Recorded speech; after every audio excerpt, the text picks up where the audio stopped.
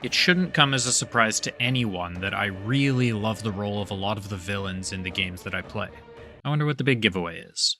They often drive the plot forwards, frequently bring up interesting moral or philosophical questions, or sometimes they're just masters of aura farming. Now, I've played quite a few video games in my lifetime, so I've gotten to experience a lot of great villains, but who are my favorites? The best of the best. Today, well, actually several months ago, but you're just getting my summary today, I've come up with a list of my top 5 favorite video game villains of all time, alongside a couple of honorable mentions that either just missed the list or have a notable flaw holding them back from being truly allowed to shine. The criteria. Number 1. How much do I enjoy them as a character? And that's it, there is no number 2, that's the only thing that matters for this list. It is 100% going to be based on my own personal vibes, and I'm not going to pretend to be objective, and a list like this will never be objective. So if you're just looking to hear your own opinions echoed in my voice, well, I guess there's a tiny chance you'll be satisfied, but I fully expect everyone to have their own completely different top 5s, so let me know yours in the comments, and especially if you have any overlaps with me. Now, if you're just here for my list, here it is, judge away.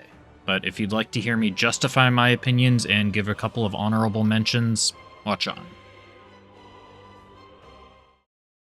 Starting off my top 5 is Albedo Piazzolla from the Xenosaga franchise. Who could have guessed he'd be up here? The main villain of the first 2 games turned supporting character in the third. Why do I love this character so much? Something that'll be a common factor with a few of my top picks is that he's a complete psychopath. Psychopaths in fiction can be a lot of fun since they're not morally bound the same way that the rest of us are, or most of us at least. They can be completely unhinged in ways that most of us can't, but what elevates Albedo above most of the other video game psychopaths for me? Firstly, he has quite a well-established backstory. Now, not every villain needs to have a backstory to be good or even great, but when we get into more complex characters, they become a lot more believable when we can understand how they got there.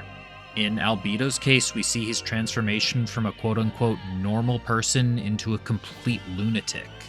And as I'm writing this, I realize that Albedo's baseline for normal is a bit different than ours is, as he's essentially a bioweapon genetically engineered to fight this bizarre being from another domain of existence, but I'm talking relative here. Secondly, Albedo has personal ties to the party. We're not just trying to stop him because he's evil. He and Junior have their own history from the Yuriev Institute. They were conjoined twins, and even after separation, were still incredibly close. He and Momo have a slightly more complicated relationship, as she was modeled after Sakura, who Albedo resented since he thought she was trying to steal his brother away from him. And from this resentment comes one of my favorite scenes in any video game on the Song of the Nephilim. Sakura's existence had done so much damage to Albedo's psyche, and it's on full display here as he mocks and screams at Momo, mutilating himself in front of her. And you can feel his insanity coming out of every single word. Was that a glimpse of a man that I caught in your heart? Who is it? This red-haired Rubido. Oh, it's Rubido. Oh, that's just perfect.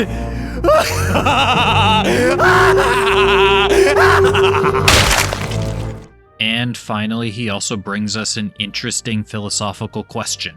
He's immortal, which has historically been something that was sought after. The Fountain of Youth, Philosopher's Stone, Elixir of Immortality, etc. But Albedo shows us the negatives of immortality. The positives are easy enough to figure out, you get to live forever, but the negatives aren't quite as apparent at first glance. It's not that you get to live forever, you're forced to live forever. Albedo is forced to sit as an observer knowing that everyone he cares about is eventually going to leave him once they die, and then he'll have to spend an eternity alone. The moment he realizes this is such a powerful moment in his arc, as he cared about Junior or Rubido more than anything else in existence, and couldn't bear to consider a world without his brother. And of course, Crispin Freeman did an absolutely excellent job at bringing this character to life. Have you forgotten, Rubido? That fateful day 14 years ago? Have you forgotten what you did to us?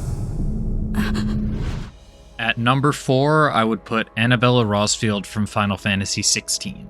She's not the main villain of the game, that would be Ultima, but he didn't particularly resonate with me, and I was far more interested in the personal and political aspects that came along with Annabella. She's the mother of our protagonist Clive, and yet she seems to absolutely despise him in favor of his younger brother Joshua. But yet she doesn't actually seem to care for Joshua either. She'll act like she does, but she's more interested in what he can do for her as the dominant of fire. The demo for the game set up Annabella fantastically to be an interesting antagonist. Unfortunately, after the prologue, she had a greatly diminished role in the rest of the game, but I was still glued to the screen every single time that she made an appearance. I wanted to know more about her and what she was plotting. And in the end, what I found incredibly refreshing about her is that she didn't have complex motives or anything, no altruistic origins causing her to be an anti-villain. She's just simply a horrible person. But she's not so simple that she feels incomplete either. Her arc might, but I've already gone into that in my video on Ultima. Go check that out if you want to hear my thoughts on that matter. She simply feels believable. She's not cartoonishly evil, she just completely lacks empathy, and so everyone else is a stepping stone to acquiring more power, including her husband and children.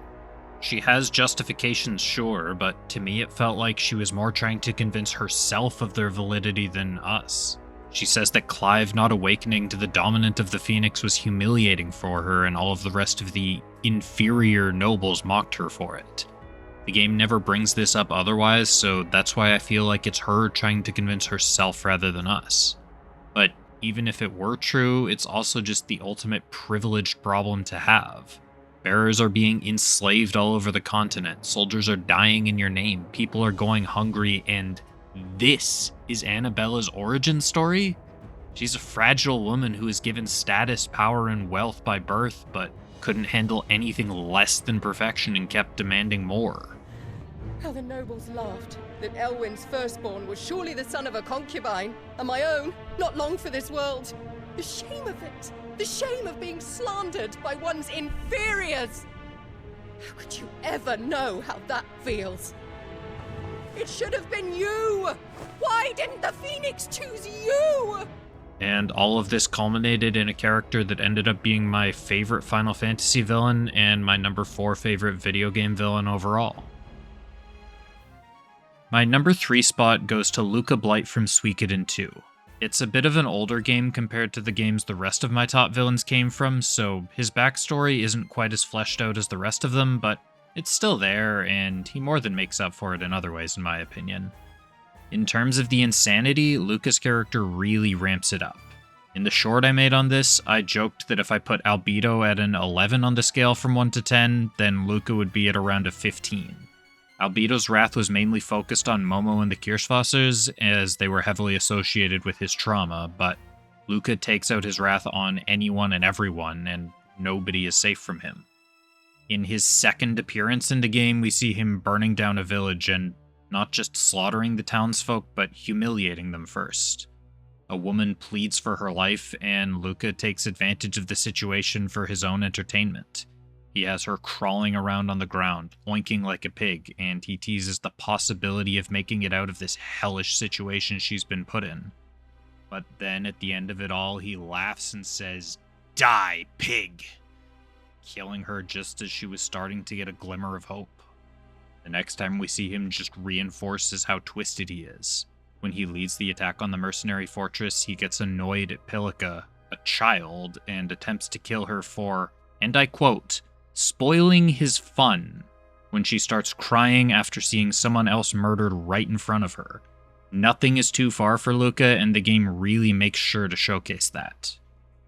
One other thing I like about him is how the game showcases his sheer amount of strength. His generals betray him, 2 waves of archers ambush him, 3 full parties of 6 wail on him, and yet he still has the energy remaining to stand up and challenge Ryo to a duel and give a whole ass speech before going down for good. And it's not like he's blessed by a god or enhanced by magic, he's simply just too angry and pissed off at the world to die. And he's not even the final boss. Killing him doesn't magically resolve all of the damage that he did to Dunan during his reign of terror. There's still a good third of the game left where we have to try and fix Luca's impact upon the world. The game respected Luca as a character enough that even in death his influence was still present. Continuing our trend of psychopaths, my number 2 favorite villain is Handsome Jack, and he's my favorite example of this archetype. He does a lot of what I've already talked about very well, and then goes above and beyond. Now, as a disclaimer, he does have a bit more, let's say, juvenile writing, so I understand that might not be everyone's cup of tea, but I feel that he pulls it off really well, and it's a huge part of why he's such a memorable character. One of the big things with Handsome Jack is he's totally convinced that he's doing the right thing right up until his final breath. You are a bandit, and I am the goddamn hero! And it's not totally undeserved. Like a lot of anti-villains, he starts out by recognizing a very real problem and begins with noble intentions, so he's not purely evil. However, he clearly takes quite a few things way too far and definitely no longer deserves his self-granted title of hero. But him taking things way too far is a significant part of why he's such a fun character. This jackal rushes me with a spoon. A freaking spoon, and I'm dying laughing, right? So I scoop out his stupid little eyeballs with it, and his kids are all, wah! What, Stallion? Here, girl. What, Stallion? Say hello. Yeah. Mud Stallion says hello. Everything he says or does is just so ridiculous, but also horrifying when you think about it, especially with how casual he is about everything. The spoon quote that I just played would be mortifying if you saw it in person, but he's just laughing about it the whole time and ends it with, I guess you had to be there. When he kills Helena Pierce, he jokes about her face getting into a fight with a belt sander. After exploding Bloodwing, he tries to play his world's smallest violin but can't find it.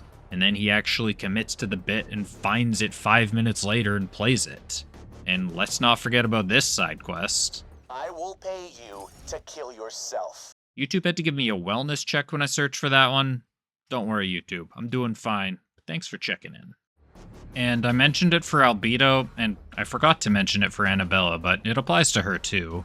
Handsome Jack's voice acting is simply just some of the best work out there in my opinion. It's impossible for me to imagine him with any other voice, as it's just such an integral part of his character. He's funny and condescending most of the time, but manages to frequently bring out a serious passion whenever the story calls for it. Damian Clark really knocked it out of the park here. Before I get into my top pick, I have a few honorable mentions that I wanted to talk about quickly. In the introduction, I mentioned some honorable mentions may have a notable flaw holding them back, and Edelgard from Fire Emblem Three Houses is specifically who I had in mind with that statement. My full video on her and Dimitri has my more complete opinions on the matter, but the TLDR is that the game's storytelling gets in the way of its character development. But despite that, I still found the characters to be the strongest part of the narrative. During the moments when she's properly allowed to shine, I found Edelgard to be an incredible character, but the mechanics by which the game portrays its story often gets in the way of the characters actually being able to show their full depth, hence her not quite making my top 5. Kamoshida from Persona 5 is an absolutely unforgettable experience. Atlas absolutely made the right choice in having him be the villain of the first arc, and I don't think the game would have caught on as well as it did if he swapped places with anyone else. As a villain, he does an incredible job of making you hate him. He's kind of similar to Annabella in that regard. I think I forgot to bring that up in her section as well. We're all familiar with the pervert teacher archetype, and the personal connections he has with Joker, An, and Ryuji really gives a strong motivation to confront and stop him. A slightly more unorthodox pick is Zero the Second from Zero Time Dilemma.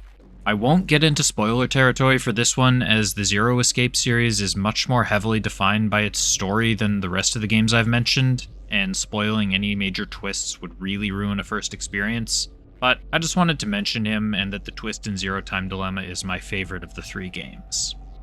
And my final honorable mention is Shodan. She, or it, I don't know, is my favorite example of an evil sentient AI. a GLaDOS before GLaDOS existed. Even though I had long been spoiled that she'd be back in System Shock 2, the twist reveal was just so well done and so harrowing that it was still such an incredible experience. Much like Kamoshida, there's nothing really holding her back from the top 5 per se, it's just my personal preference leans toward the 5 that I chose. And now for my favorite villain of all time. We break our trend of psychopaths with Gontaro Dim from The Witcher 3 Hearts of Stone. Now, obviously he's a little different from everyone else I've mentioned, but what elevates him this much for me is the mystery and horror surrounding him. We see him very early on in the main game, but he's relatively unassuming. Perhaps you think you'll meet him again later, but he probably doesn't register as a threat to most people. But as you get into the Hearts of Stone DLC, more and more of his true self begins to show, and it becomes clear that we're in way over our heads. Early on, he's very calm, calculated, and indirect about everything. He doesn't directly get his hands dirty, partly because with regards to Olgierd he can't, but also because he doesn't want to. He's just not the type of evil that walks around and smites everyone out of boredom. But in the last couple quests, you start to realize that what we're dealing with is beyond anyone's comprehension. It's impossible to describe what Gontaro Dim might be capable of achieving should he desire it, but he simply doesn't care to trouble himself with mortal worries like power or treasure. He cares about one thing, his contracts. But his contracts are also what limit him. He cares so much for these contracts that he himself also has to abide by their rules, and they are the only reason that Geralt has any chance in hell of keeping up with him. And he only tries to act outside of his contracts when someone doesn't hold up their end of the bargain, which incidentally created yet another contract, or when he's at the limits of his frustration. And his character is chock full of symbolism. One aspect in most of my videos that I have the most fun with is pointing out the symbolism of a lot of the villains that I cover, as it really adds a lot of depth to a character when the writers place some subtle, or not so subtle, hints about their personality. My full video has a much larger section on this, but there's just so little about his character that was chosen accidentally. Just about everything he says or does is a reference to some folktale or contemporary art piece. He's a crossroads demon, the monkey's paw, a Stephen King reference, a devil whose initials spell out God. Every time you look at some random aspect of him, you realize that nothing about him is a coincidence, and it was all carefully chosen. Combining all of this together, we get something that I feel is much greater than the sum of its parts, which is saying something because the parts are already pretty big.